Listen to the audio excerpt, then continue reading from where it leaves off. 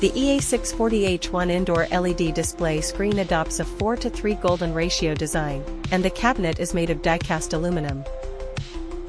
The cabinet size is 640 mm x 480 mm. The thickness is 48 mm. And the weight is 6.7 kilograms.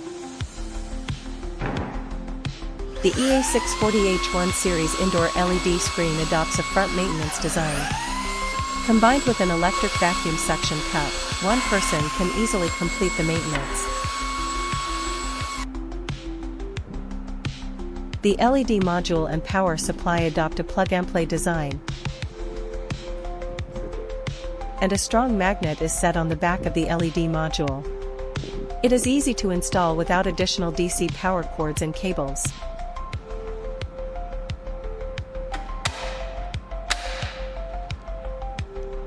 There is a quick positioning column on the top, which cooperates with the quick lock in the cabinet. Easily complete the splicing installation.